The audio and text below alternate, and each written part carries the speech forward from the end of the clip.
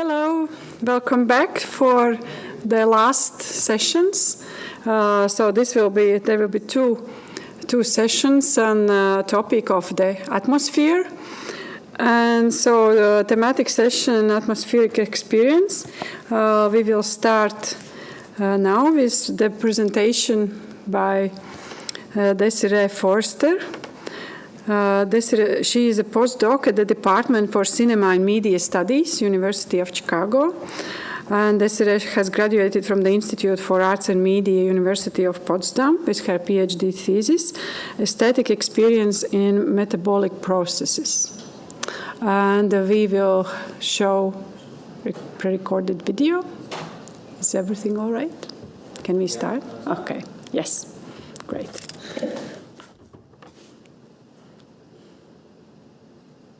Hello, everybody. My name is Desiree FOERSTER. I'm a postdoc at the University of Chicago with a background in media studies, comparative literature, and philosophy. Currently, I'm especially interested in atmospheres as media. In my research, I explore and create immersive media environments that manipulate temperature, airflow, or oxygen levels in order to affect one's body and emotions.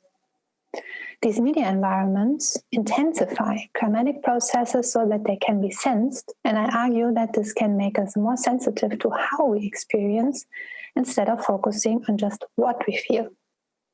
I propose further that this shift in attention to the conditions of our experience potentially changes what we consider to be important in our environment and what we include in our consideration of future actions.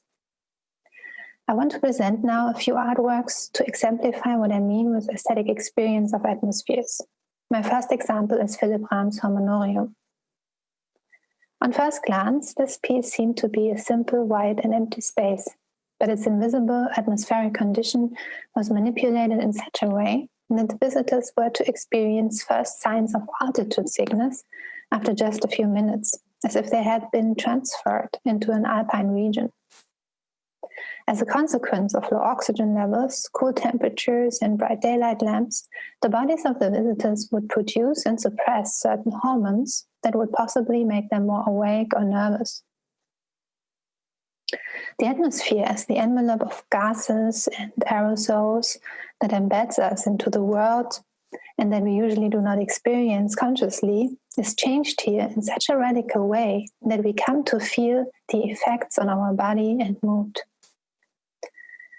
This experience can provoke a shift into the aesthetic mode of perception in which, according to Martin Seel, our attention shifts away from the perception of an object and its being so towards its appearing. In Harmonium, we do not attend to an object of perception, but to how we perceive. The context of our experience begins to matter, and the way we experience becomes meaningful. In this way, Rahm's work reperspectivates the weight of human consciousness. Body and environment are experienced as interrelated, which I want to explicate further with Merleau-Ponty's phenomenology of the lived body, the body as at once the sensing body and the object of conscious reference in its sensing. Merleau-Ponty understood the lived body as a medium that interrelates subject and world, and that as a medium would not be static, but in fact transformative. So the way a subject experiences its world and itself as a subject through the lived body change because those experiences transform the lived body in turn. This process creates a steady background that Merleau-Ponty called the perceptual field. From this field, certain objects or characteristics are brought to the fore and become the meaningful object a subject refers to. Meaningful reference, therefore, is enabled by the body because it is at the same time sensorially extended towards the world and sensual in itself. This being of the body, as at the same time sensitive and sensual, is central to the aesthetic experience in Harmonium. Here it is the capacity of the body to sense and to adapt to changes in the atmosphere, and what is experienced are the effects of this adaptation and not an external aesthetic object.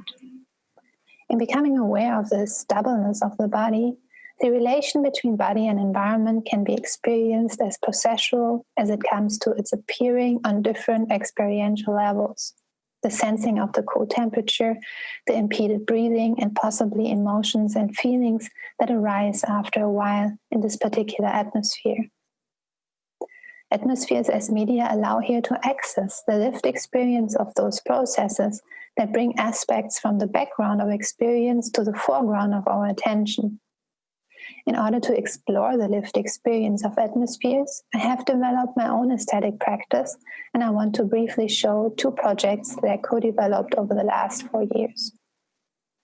In the first piece, titled Give and Take, we explored how an immersive media environment can bring our chemical and atmospheric interrelations with the environment to the foreground. In different versions of this VR piece, we integrated additional sense modalities to enrich our experience. For example, the haptic sense and the sense for our own breathing, interoception. And let me walk you in the following through the virtual experience. At first, users see inside the headset a vegetal environment with a few plants around them and particles of different colors floating through the air. Some of these particles are emanated from the plants, while others come from the user's own body, synchronized with their breathing. The particles that the users exhale enter the leaves of the plants, and the particle streams that emanate from the plants become denser. What we represent with this feedback loop is the basic process of photosynthesis. The plants turn parts of the carbon dioxide exhaled by the users into oxygen. The particle streams that represent oxygen and carbon dioxide disperse into the air around the users and give a light blue color to it. Besides the visualization of this atmospheric exchange, the user also sees the plants grow. About halfway through the experience, a change becomes noticeable. The plants take in less carbon dioxide and give out less oxygen, and the atmosphere around changes as well. While it fills up with the particles exhaled from the users, it becomes darker and darker. The plants start to wither. While the users visually perceive this process, they also feel how the air around them starts to become warmer. At the end, the exhaled carbon dioxide dominates the atmosphere around them, turns the scene into black. The last seconds of the experience leave us in this darkness, feeling the warming temperature around.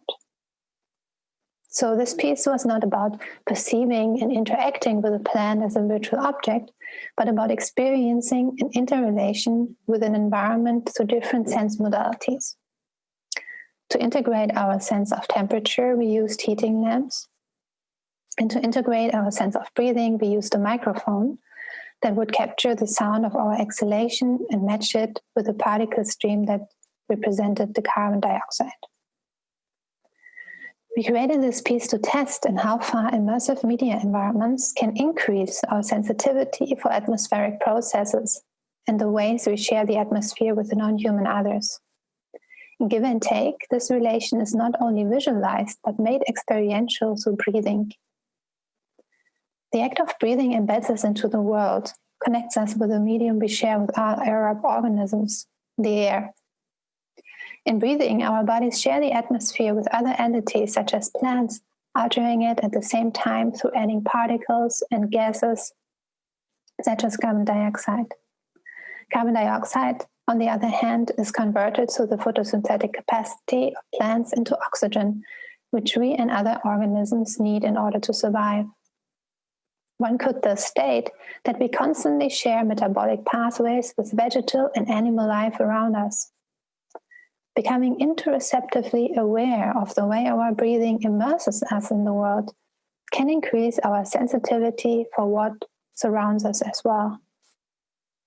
After considering the increase of sensitivity for internal bodily processes to a surrounding atmosphere and the sensitivity towards the fact that we share the atmosphere with others, I now want to look at how we experience the effects of metabolic processes on the ways we reimagine and interact with atmospheric phenomena. The project Effective Atmospheres will highlight these aspects. In 2 workshops that were hosted by the Arizona State University and the Concordia University in Montreal, we built 2 prototypes of this installation and we invited people from the universities to come and engage with them. Both prototypes consist of an aquarium with atomizers that turned water into gas and finally clouds. We used fans to impact the cloud movements into tornadoes, for example, and heating plates to impact the way the vapor would form. Here I wanted to explore how engagements with a processual medium like water and clouds change over time if the climatic processes that impact the formation of events could be experienced at the same time. While people could watch how airflow would create tornadoes in the clouds or push them across the waterbed, they would also sense the airflow and temperature shifting with their own body. The boundary between the clouds and their lived body was thus shifted. They shared the same atmospheric milieu, which led us propose to new ways of engaging with them. For example, hand movements and gestures that change the movement and formation of the clouds often seem to mimic the impacts of airflow and temperature changes. After observing the impacts of airflow on the cloud formations, people also started to communicate and play together in order to create, for example, tornadoes or to make the clouds rise in a certain direction. In sum, I want to suggest that in sharing the atmospheric milieu with the clouds, we learn to evoke new cloud formations with our own bodies in developing gestures that would mimic the effects of wind and temperature. I propose that in affective atmospheres, we engaged with the conditions that form perceivable events that could then be related to different phases of our own experience. So let me come to a conclusion. While it seems certain that aesthetic experience can enrich our subjective experience in the everyday, I have argued in this talk that aesthetic situations such as presented here can provide meaningful experience of our embeddedness in the world, in which a sense of the embodied nature of this experience is maintained.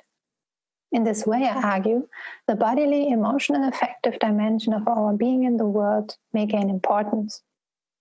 Aesthetic experience as a mode of experience in which raw, sensual experience is transformed into a meaningful experience had by an individual subject can increase our sensitivity for the affectability of our environments. Atmospheres not only condition our experience, but are conditioned themselves.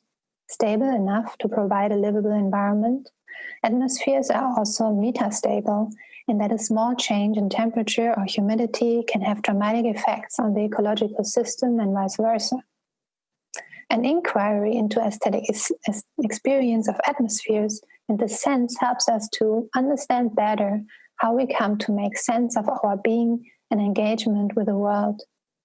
Paying attention to our bodily witness with the world beyond what is consciously graspable might ultimately extend our sensitivity beyond a human-centric point of view. This is because sensations that are not linked to an interior or representational system, which must be placed beyond the position of the self-identical subject, start to matter. Last but not least, I want to thank Sarah Hermanutz, Andreas Rau, and Michaela Büsse for their collaboration on Give and Take, and the Synthesis Center and the Topological Media Lab for their collaboration on affective atmospheres. And I look forward to your questions. Thank you.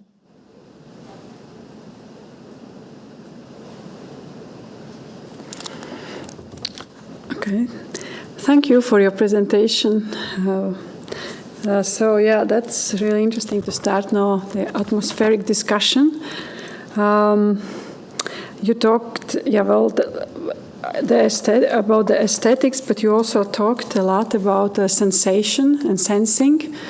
So how you think what it would mean in terms of atmosphere? Because first of all, it's invisible. We don't even realize that we are surrounded by it. The other one is, aesthetically you still can show, but how you can sense with remote sensing probably, or by many transformations like you did in the installation. So yeah, what's your opinion about this? Thank you for your question, and thanks for presenting the the talk. I was actually ready to speak live. I think there was some confusion. The video wasn't meant as a backup, but I'm happy to at least talk to you now. So yeah, for me, atmospheres are especially interested because they are basically always at the brink of emergence, and they cannot be easily represented, at least not. They can be represented in graphs, etc., in numerical ways, but it's very hard for us to get actually an embodied sense of it, because atmospheres are not an object, but atmospheres embed us into the world. We engage with atmospheres constantly through breathing, etc. And so becoming sensitive towards the ways our bodies constantly adapts to an atmosphere, or exchanges the atmosphere, or also how the atmosphere is being engaged with between bodies, like within a collective. I think it's very interesting to step away from this very human way of trying to constantly represent and objectify something. So it's more like attuning towards atmospheres is something that never really has an endpoint, but it is a way of becoming a little bit more sensitive to these ways our bodies are with the world. And to your second question, I hope I still remember it.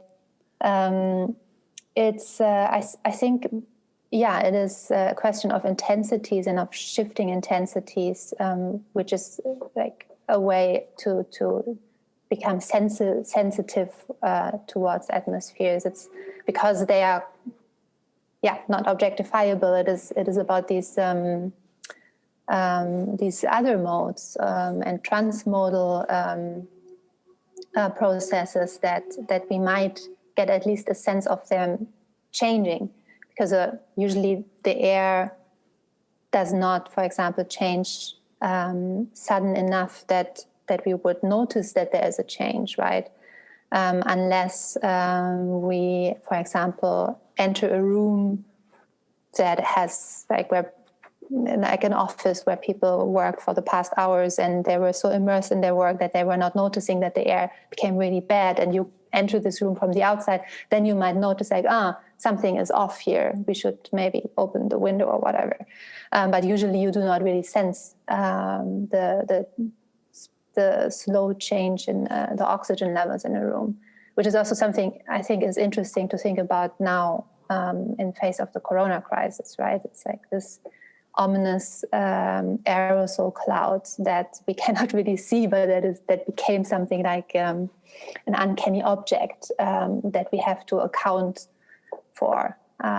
So, yeah, I think it's a way of trying to introduce a different kind of research that does not try to offer too many answers or representation of things, but rather to ask different questions and pose different perspectives on processes that continuously happen. Okay, good, great, thank you. That's what I was very interested to hear, exactly your ideas and concerns, because you have been deeply into this topic, so how to sense. Thank you so much. Thank you. Okay.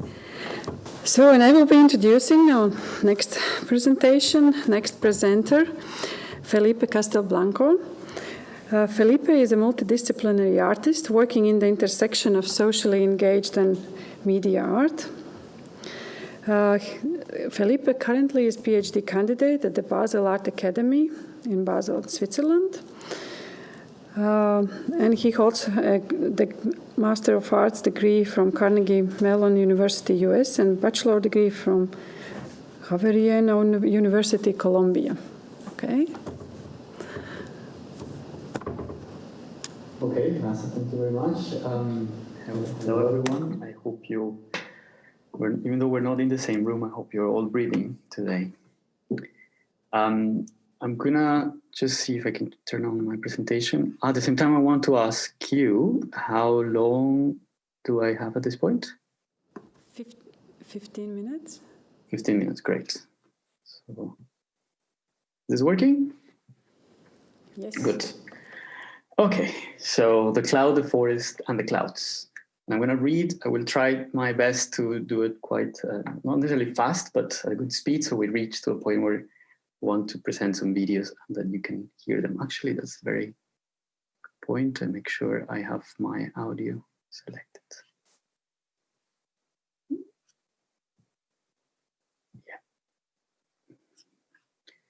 Okay, you can hear me still?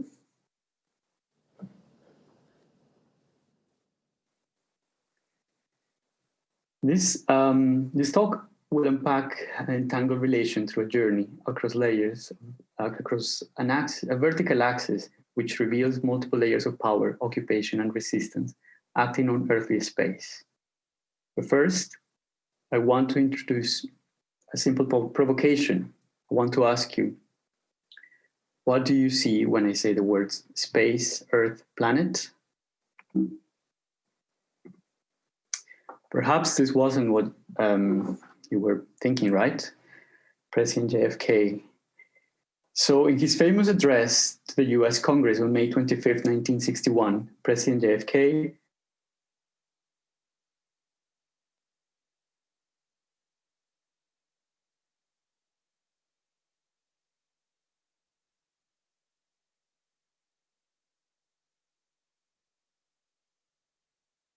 is needed to understand planetary weather patterns.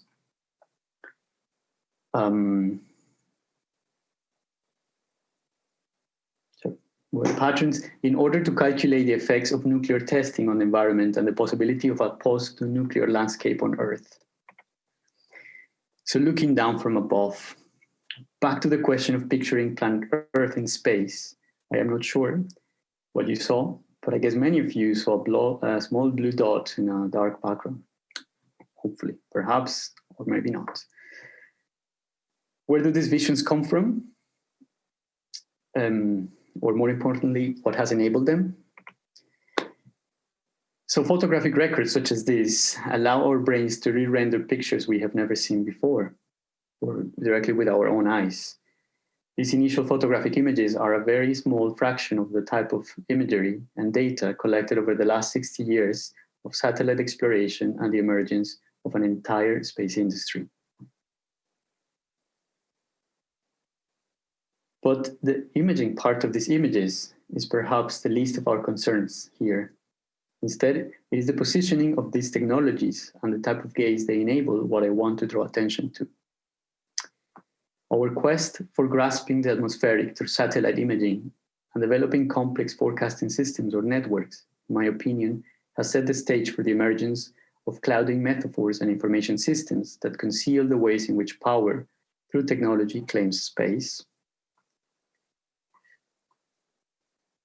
So in many ways, we can trace the emergence of what we know today as the cloud back to the President Kennedy's speech from 1961, where he laid out the platform for an information system of planetary scales, with his demand of the fourth clause asking $75 million, of which $53 million would be destined to the Weather Bureau.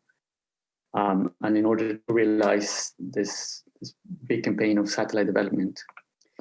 So this is how Trios-1 was the first American weather satellite in orbit.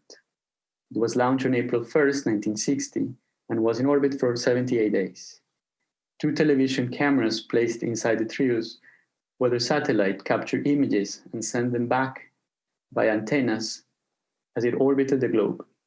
Images were applied to weather forecasting by improving surface and upper air analysis with qualitative information on cloud texture, types of clouds, cloud coverage, and behavior of cyclones, as well as tropical storms.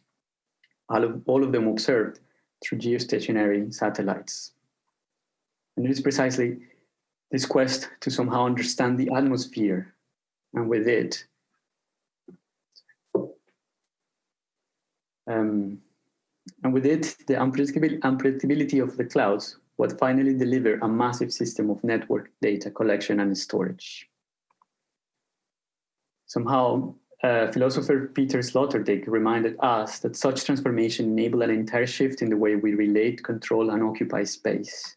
Quoting, "No circumstance characterizes the cartographic act of modern age and its way of thinking more profoundly than the fact that no globe has ever before shown the Earth's atmosphere." This is the shift. Two-dimensional maps previously likewise provided views of airless territories, older models of the Earth that neglected the atmospheric element as naturally as if there was a permanent agreement that only the solid merits depiction. But today, we have the ability to see from far away across layers of space and decades into the past.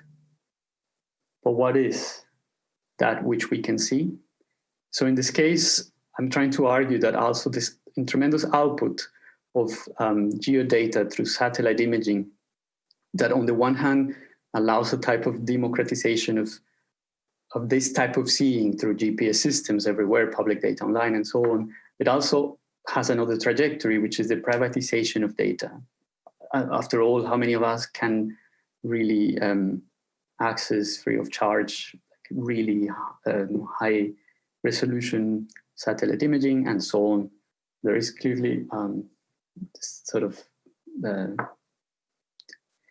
opposing sides of the problem. Perhaps the more we see from the sky, the more we align to a kind of seeing space as a layered, fragmented, and data-driven model. However, there is still a need to see in other resolutions, which in turn can reveal their spaces not yet visible through the technocentric gaze. And I argue that somehow this also creates a type of epistemological blindness in ways in which we see a space. So in terms of, I want to bring you down into this journey to the Amazon rainforest. And I want to ask you to visualize what you see, what comes in your mind. And what images come to you? What is the scale of these images? At what altitude are you seeing the forest? How deep can you see into the forest?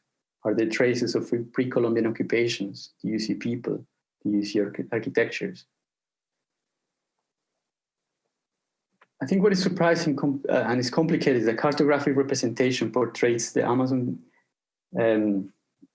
as an undisturbed forest, often from far removed or like very general images that capture the landscape as a sort of sea of green. But for example, this way of representation totally discredits any possibility that the Amazon can be the result of a massive project of bioengineering from pre-Columbian times. This is maybe a little tangent, but I wanted to point out, for example, the work of Pablo Tavares in the way of using through a type of forensic architecture, as you probably know, his practice as well, using the satellite imaging to reveal previous urban or architectures that were set on the landscape and trying to locate them in relationship to the forest.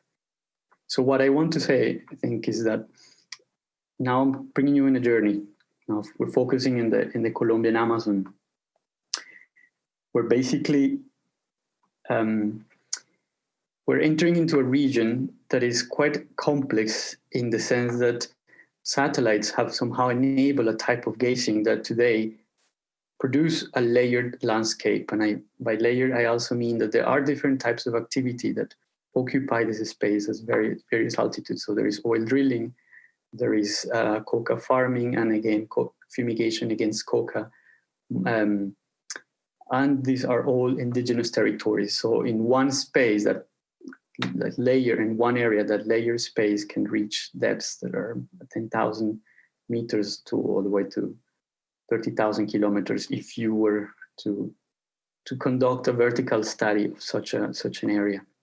But for example, then in these images, you can see how various indigenous reserves overlap with active oil drilling sites or active sites where aerial fumigation is taking place. Aerial fumigation is a phenomenon that is going on in Colombia at the moment. It was reactivated this year, and it implies that that glyphosate is being dispersed via planes over vast amounts of forest in order to combat illicit coca farming. So my question again is, through satellites, we're looking down at the Amazon, but what happens when we are from within? What do we tell? What is the smell of these environments? So looking up from within the forest. So I have conducted a series of journeys as part of field work, as part of my project titled Cartographies of the Unseen. One of the goals has been to produce a series of cinematic cartographies where basically through other types of rendering, I attempt to represent those ungraspable, or also to give a voice to the phenomenon that are yet not possible to be seen across this distance and through the technologies that bring us closer from the top to the ground. I will try to play this video and I hope you all can hear it. El cultivo de coca es uno cuando está raspando, ojo, huele como a, que digamos usted coge hartas hierbas, así pero mezclada y usted la revuelve, así es olorcito. Le suelta un olor como que lo atrae a uno, pero no nada más uno raspa y el olorcito le suelta a uno, como, no sé cómo explicarle, pero un olorcito todo. Y los lugares donde hay como laboratorios que huelen ¿no huele a gasolina? No huele a gasolina, huele más que todo esto a algo frío. ¿Cómo se llama lo que algo frío? ¿Un material frío? ¿Nitrógeno? No, que es como en pasta. Eso de último le entra por la nariz a uno y le fastidia el olor a eso. Entonces por eso cuando uno va a trabajarla con la guaraña, uno coge y se tapa con tapaboca porque ya el olor es muy fastidioso. El olor es un olor extravagante que le arde la nariz a uno y uno último se fastidia y se tapa para seguir trabajando la hoja. Como yo también raspaba y algunas veces me decían el químico, ayúdame Nando a trabajar esto, y entonces yo, hágale. Y entonces yo iba a echarle esto, hipoclorato, otros le echan soda deja para hacer cancharina, le echan soda para que él vaya botando el ácido que tiene del ácido sulfúrico, para que vaya soltando malo blanco, para que salga bien bonita la coca. ¿Cómo es que llama eso? La gasolina es más que todo para trabajar la hoja, para sacar lo que tiene el implemento de la coca, la hoja de coca. Digamos, yo la pico, entonces le echo amoníaco, le echo perga, le echo todo, alcal y eso. Entonces recojo la hoja picada en una timba y la pongo en una pase bien chimba y comienzo a echar gasolina, chuacho encima gasolina. Y luego abajo la dejo por 20 minutos, todo el mundo la deja por 20 o 15 minutos. Digamos 20 minutos, coge y la destapa por debajo, porque toda cantina tiene la destapa y abajo tiene un recipiente. Y ahí bota todo. Entonces bota la gasolina y bota la coca, la merca. Entonces cogen la gasolina y la chupan por manguera y la botan la gasolina, pero lo tienen con cuidado. Alguien está pendiente siempre para que hasta cierto punto, ya cuando está espeso como blanco, ya la mercancía la dejan ahí. Y vuelven lo mismo, el mismo procedimiento. Ya cuando sacan todo, ya comienzan a echarle perca, echarle colgate, echarle cal para que mate el ácido y mate esto para que vaya quedando ya para que la gente consuma.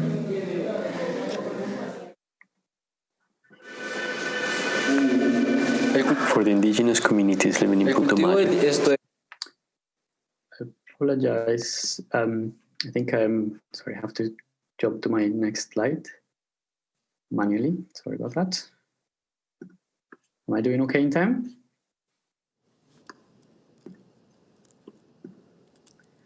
Sorry about that.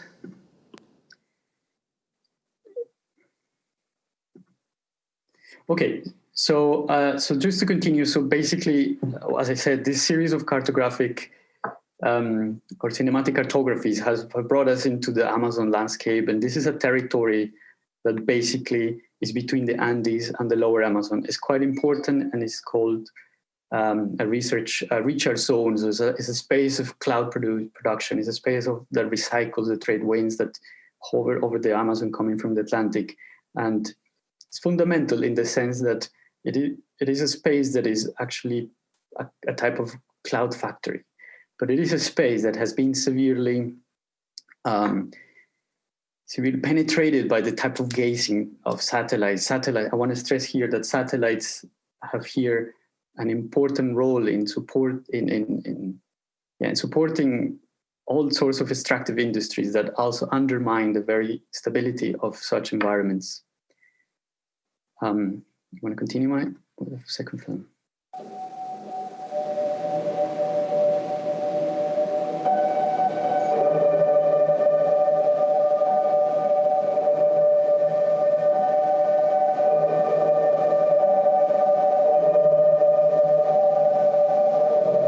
In the midlands of the Putumayo, at around 2,000 meters above sea level, water travels through plants back into the air, and the trees breathe out clouds.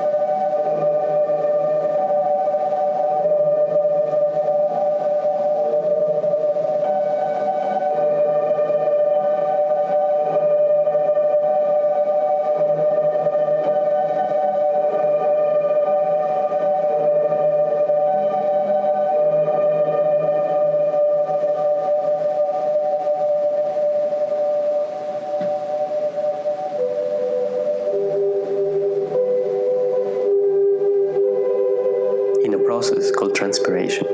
Plants release water vapor from small pores on the underside of their leaves.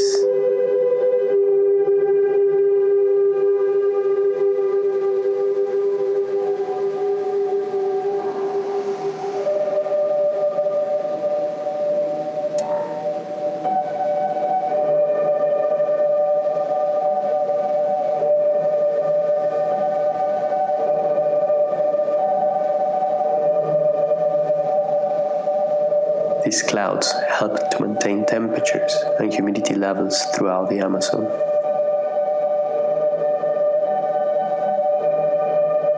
Somehow, this process becomes a self-preserving mechanism that secures the plant's own survival.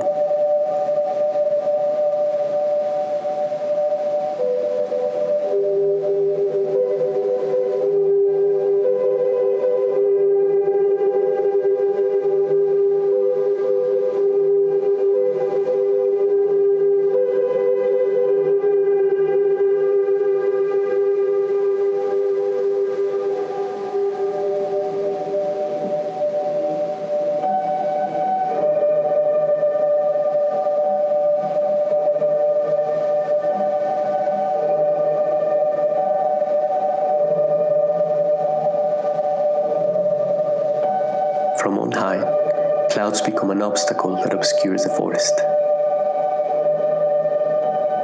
They cast irregular shadows on the land, which satellites perceive as lakes, hollow sites, or impenetrable forest.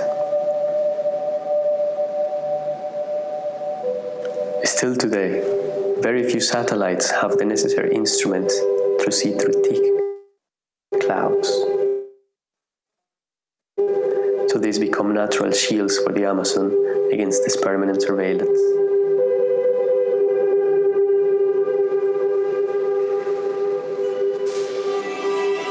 This is why parts of the Putumayo remain invisible to the technologies that survey the land from the skies, keeping the richness of the Amazon region concealed under dense layers of air and vapor.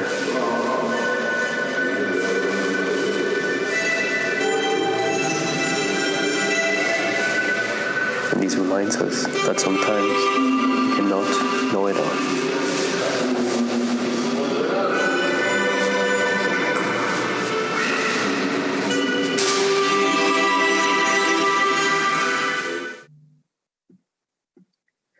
So I guess I'm just getting close to concluding, and I want to share a few last images from my trip, my research work, and I want to point that yeah, it is indeed actually a complex terrain, that it escapes somehow the representability that we think is super achievable across or through satellite imaging. And particularly in this case, there is a walk that was traced.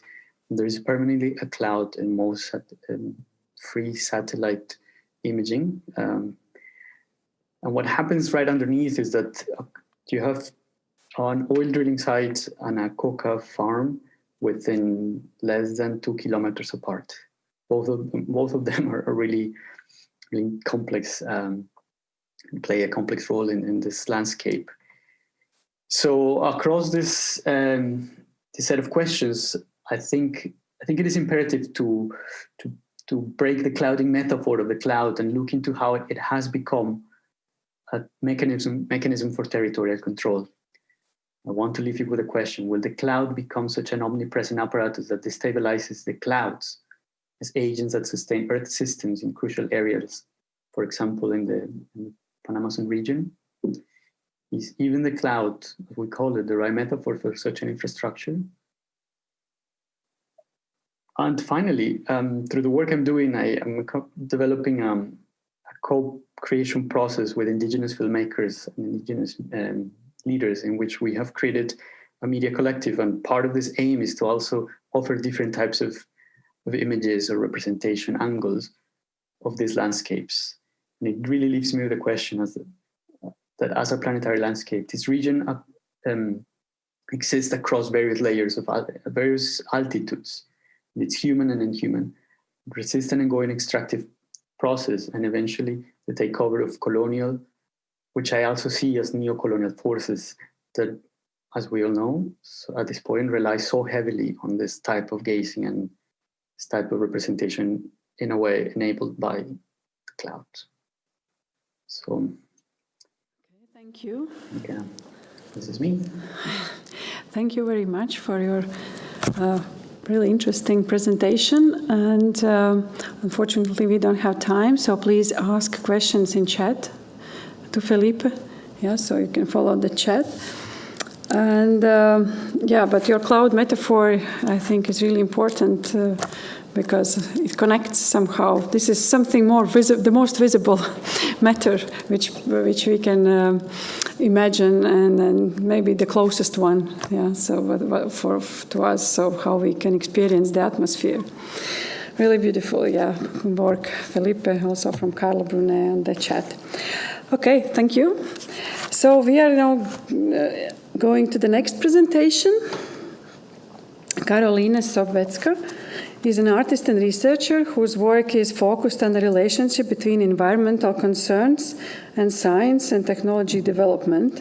Her current projects explore the histories of ecology and their legacies in the contemporary formulations of carbon governance. Karolina currently is part of a team of the research project Cycles of Circulation, based at Critical Media Lab Basel. And welcome, Caroline. And also I saw that also our next presentation, our keynote of today and last presentation, Jacopo Rasmi, has showed up. So I'm saying we will start like 20 minutes past. So it's we are 10 minutes delay.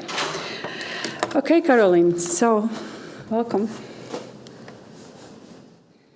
Hi everybody. Thanks so much for coming to this lecture. It's nice to see the atmosphere outdoor outside of RASA's window, raining a bit over there.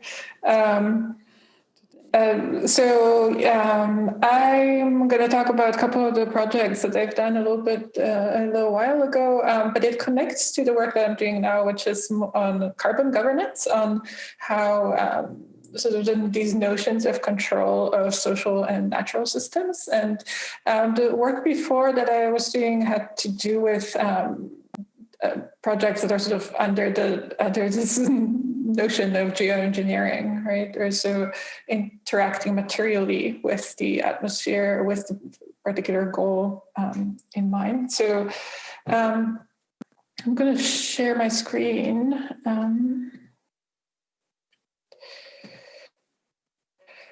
And kind of go briefly through some of those connections between these histories of ecologies and the notions of climate governance or carbon governance today. So just wanted to mention first that this notion of climate governance in the first place brings attention to these coupled concepts of both the rule of social systems on one hand and this enduring, right, human attempts to bring order to the disorderliness of nature. And it's a very kind of, if I can, so it's a very modernist project of developing this kind of scientific account of nature and then technologies of its control. But it has very much repercussions now how climate could be even conceived to be governable, right? And the more extreme legacy of this kind of thinking underpins these contemporary notions of proposals for technical solutions to the climate crisis. But even if when we think about these global climate negotiations, they're conducted all around scientific reports and are very much a testament to the sort of latent primacy of the same very much ideals of sort of universalist knowledge that can be applicable knowledge. And that are also kind of hidden within what now we consider the sort of ecological turn. So we could say that the kind of the present notions of ecologies, this ecological turn maybe had beginnings around the 1970s and can be understood as sort of redescriptions of all modes of existence as networks of relations.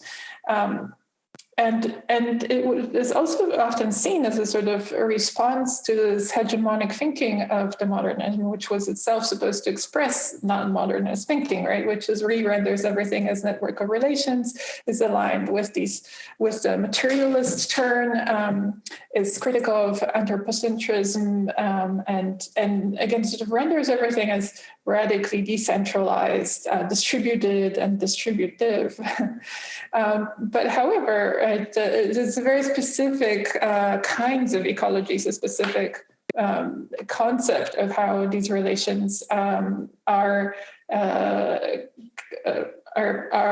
could be seen as a sort of in a large paradigm, and how they are forming a self-regulating system with specific mechanisms of regulation or of control that can also be kind of co-opted by ecologists, let's say, who are interested in somehow remedying the ecological sort of crises or disruptions. So it's very much carrying into this sort of post-humanist thinking, the ecological cybernetic paradigms of regulation and controls. So it's very much this kind of systems thinking that produces decentralization as the primary characteristics of today's networked governance systems. And that is something that's actually advocated for across ideological spectrum, right? From like the Silicon Valley libertarians to, commons-oriented activists. The sort of decentralization is something and the sort of this ecological thinking of networks through sort of networks of relation is something that is advocated for through sort of action through these local embedded contextualized knowledge, as opposed to top-down kind of initiatives. So, but these cybernetic notions very much disappear behind these sort of practices of power, and disappear in the kind of practices that conduct and condition environments, which became this notion of how these ecologies might be guided in some more desirable direction. So this is very much a kind of modernist idea project in itself, where the kinds of environments, of course, that we're seen as acting in now are increasingly digital, informational, socially constructed, markets and social media bubbles or sort of knowledge economies that appear more non-representable, invisible, and immaterial. And thus these sort of media environments we're immersed in, the atmospheres of their compositions have become matters of great concern and are sort of inherent condition, and they become both mediums and objects of governance. So these cultures are collective conditions of immersion in air and science systems. This is a quote from Sloterdijk again, where the atmosphere becomes the sort of ever-increasing preoccupation of cultures as a source of anxiety and a thing to be controlled, thing to be modified, and modified and sort of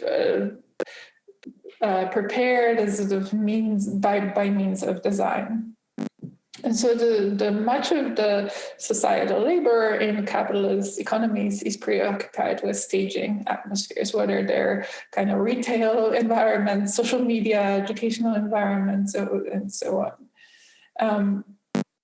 Since the formulation of the sort of CO2 problem, the concept of the atmosphere is also producing the kind of new matters and new objects of concern of governance, like, for example, carbon, which is defined as pollution, and carbon emission reduction, which is defined as commodity. And these definitions trace the dimensions of the atmosphere that are both molecular and moral at the same time, where being carbon conscious becomes the new moral code. So these new objects, right, require constructions of both new technical processes, new forms of representation, communication, and calculations that are simultaneously political, chemical, economic, and social. So the widespread use of internet and information technologies, the sort of ecologies, cybernetics has been incorporated into the fabric of social and economic life. And we're increasingly kind of live in a world where these self-organizing behaviors of systems are mobilized to order these complex ecologies through conditioning or sort of, enclosing and creating a kind of artificial stable environments. And where the ambient obscurant, these atmospheric modalities of governance call attention to how this ambient power acts through subtle forms of invitations, persuasions, coercions, or seductions. And how these atmospheres are constructed also through kind of normative reason, right? Things that we take for granted, we become common sense. And things that sort of grip us, right? Grip us directly, effectively, and emotionally. And this is where the sort of affect theory is really extended by the concept of the atmosphere, where we're considering the sort of diffuse and collective nature of affective life, where it's not just individual sort of aspect of experience, but where we're paying attention to affective lives as they sort of unfold through space, and as they're revealed the kind of background conditions that become problematized or how these become or their control become the way through which we influence these ecologies.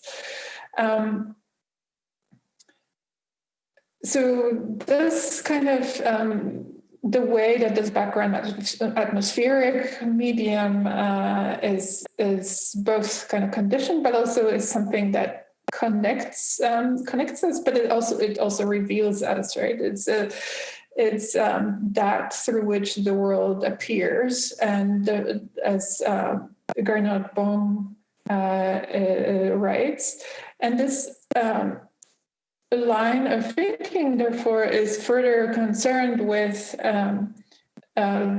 how aesthetic practices that produce the sort of these affective experiences are ways of staging atmospheres, are ways of politics of aesthetics.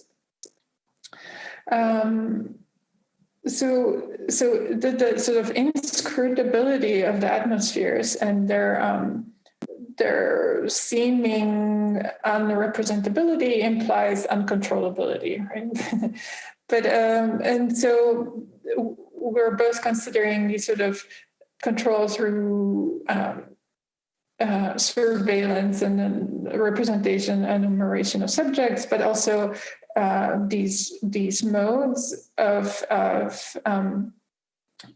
rendering things visible become entangled with performative and prefigurative operations of what is acted on. I think that this consideration of governance in decentralized networks that lies in the sort of rendering the networks themselves, right? The channel actions and make connections in particular way, and that whose founding principle is also not so much inclusiveness and freedom, but also control. So the couple of the here's a couple more of these artificial environments. So they're very much enclosed and controlled. But the couple of the projects that I wanted to talk to in relation to the atmospheres are this one. This is a cloud machine, where it's a project where I created a device that is sent into the atmosphere on a weather balloon at specific altitudes that creates clouds. And this design is based on geoengineering proposals for creating clouds that would sort of reflect the sun back into the atmosphere and cool the planet, therefore. I was really, it's a way of kind of looking deeper into these ideas, into both the sort of notion of the machine and of the cloud and of the machined cloud. And realizing that kind of the machine and the cloud have kind of switched places in our collective imagination, where we used to see nature as having this sort of grandeur and uncontrollable mystery and sort of something that cannot be mastered, right? That cannot be controlled by humans. It is now much more where the machine or the technology becomes something that we see as being larger than humans, as systems that we don't necessarily fully understand or we're in awe of, whereas nature itself becomes something that we can render and understand, and we kind of reserve this feeling of the sublime more for technology these days than for nature itself. But in this project, so what the way it was supposed to work, it was designed as a sort of participatory project where we would do launches of these clouds, and that required, as every kind of weather modification project requires, a kind of town hall meeting with the community that would be affected by the project. So in this case, we'd be talking to local people about changing their environment by creating one extra small cloud in it, and what would that mean, how do we sort of even position ourselves in relation to that? And I think the machine became the sort of boundary object that so maybe in these sort of town hall meeting situations, it was less contestable, I guess. But the other side of the project was we would launch it, and the balloon would go somewhere, right? Make a cloud, but then it would the balloon would eventually burst and drop its payload somewhere miles away. And so we would go and kind of try to chase it because it had GPS trackers, and to recover it, we would have to engage with the property owners where it landed. And this was very much a different kind of audience, but the same kind of questions would arise. But this was, not the self-selected audience who would come to this kind of project. And we were in position of sort of trespassing, right? Encroaching on someone else's space, where the legality of cloud making would come up. And it wasn't very clear how this kind of situation needs to be considered, what kind of transgression I might be committing. Was it territorial, was it chemical, was it economic, was it political? So I think in this very practical way, and it's very sort of negotiation of these different spaces and different experiences, it engaged people in these conversations around nature and its control and our own role in it.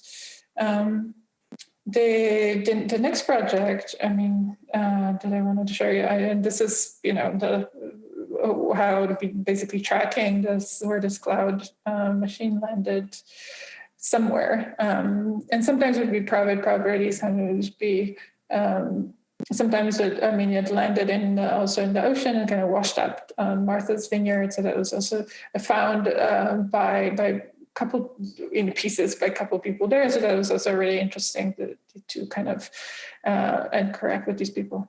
Okay, almost done. So this is also a project that's sort of in a similar vein. It recreates creates three models of a cloud. So the cloud is made out of droplets that condense around cloud nucleation nuclei, or cloud condensation nuclei. And these are sort of particles, right, at the center of these cloud droplets. So the idea, this project is called the Memory and Ideal Proposition. And it basically traces the kinds of notion of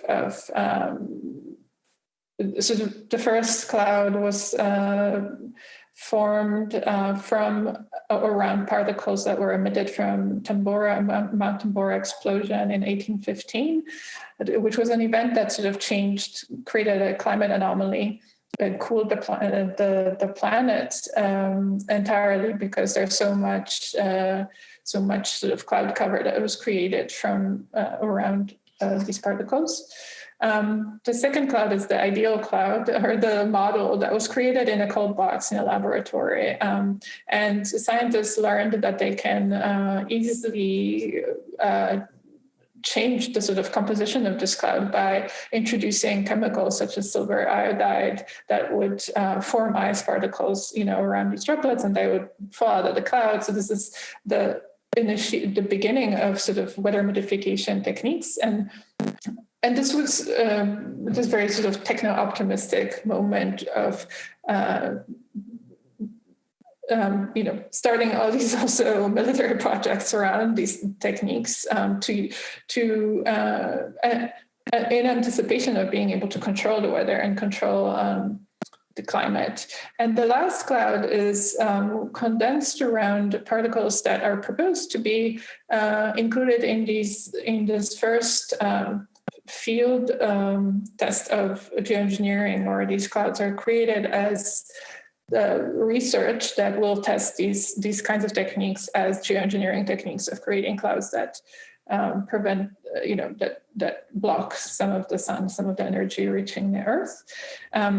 And it's very much sort of the kind of chemical composition, which is at the center of this cloud. You can recompose it, and it also has really interesting connotations and sort of how we understand how it impacts whether we think this is a benign kind of thing or not. But I'll just end here since my time is up. So thank you so much. Thank you, Karolina. Thank you so much. I would like to have a bit more time for discussion. Unfortunately, there is no anymore. But I hope that you can also bring some of your interesting issues, especially your experience in working and creating the clouds, also in a discussion with our next presenter, the keynote, because Karolina will be moderating the panel by Jacopo Rasmi about groundless ecology. So we are kind of continuing the atmosphere talk. You also, please feel free to write all these atmospheric questions in the chat. And thank you again, Karolina. And if it's all right, not to make break for you, so then it would be really good if we could switch now to this.